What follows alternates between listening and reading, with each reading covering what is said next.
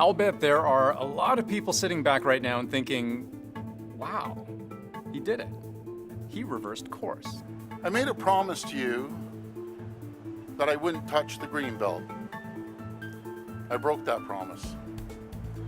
And for that, I am very, very sorry.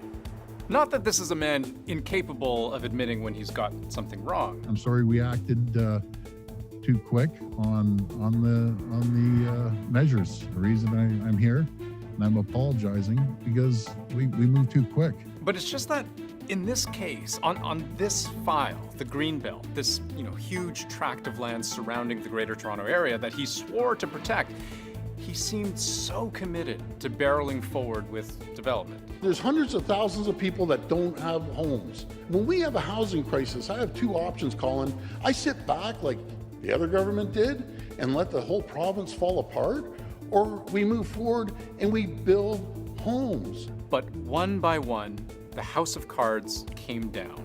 We learned more and more about the billions of dollars in benefits to developers, the complete lack of transparency, and how, as far as plans go, this one was very poorly thought out. As a first step to earn back your trust, I'll be reversing the changes we made and won't make any changes to the Greenbelt in the future. Because even if you do something for the right reasons, with the best of intentions, it can still be wrong. This is the story of Doug Ford's Greenbelt catastrophe.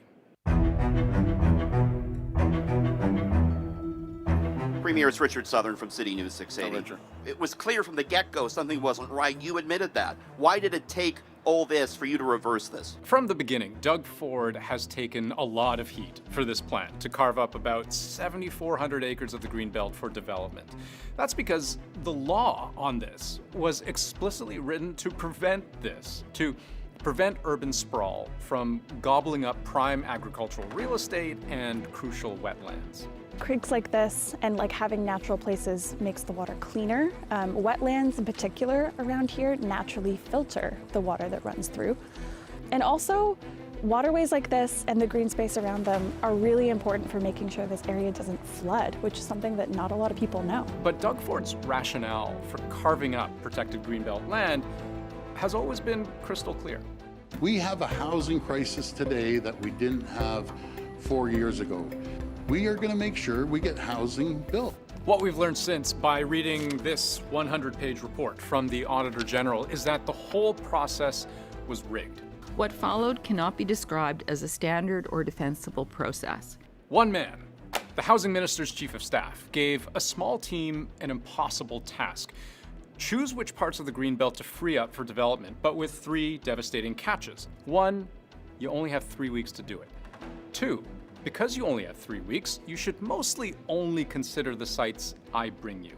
The team only assessed 22 sites as options for removal from the Greenbelt, of which 21 were provided to them by the Housing Minister's Chief of Staff. And 3, most of the sites I've brought you were brought to me directly by developers, whose land value just went up collectively by $8.3 billion thanks to the work you're about to do. Yeah. The process was an urban planning failure by almost any metric you can think of. Questions about infrastructure, agriculture, environment, development time, they were all, according to the Auditor General, pushed to the wayside. From this report, heads would roll, but the Premier held on for dear life. Despite almost a year of public pressure and public defenses. 1/3 of 1%, I'm going to repeat that number, 1/3 of 1% was taken out of the Greenbelt. It really was the Auditor General report and then another from the Ethics Commissioner that laid out with crystal clarity the case for why the province's Greenbelt plan was beyond problematic. The first to go was the man most directly implicated, Ryan Amato, the Housing Minister's Chief of Staff. Yesterday, the Chief of Staff to Ontario's Housing Minister resigned, effective immediately. But then the question was, How derelict in one's duties would the housing minister himself have to be not to have any idea how defective this whole process really was? How is it possible you failed at this key role, at this pivotal moment for your government? I completely accept the responsibility. Yeah, except he didn't. He actually refused to resign until he decided, no, he should resign. Housing Minister Steve Clark announcing his resignation on Labor Day, which puts into motion a series of cabinet changes. That was, until that point, perhaps the greatest embarrassment on this file for Doug Ford. He had so adamantly defended his minister, but then another one quit. Until this afternoon, Khalid Rashid was in Doug Ford's cabinet as Minister of Public and Business Service Delivery. Now he has not only stepped down as minister, but also resigned from the PC caucus. And without getting into the messy details, there was a scandal involving him, a developer who benefited from the Greenbelt deal, Las Vegas, and massages. But the point is, the walls never stopped closing in. And now Ford may have seen no other choice forward but to just bail. As I've shown in the past, and as I'm showing you today, when I make a mistake, I'll fix them and I'll learn from them, because that's what I promised I would do. And in the next election, you'll have the chance to decide how I've done.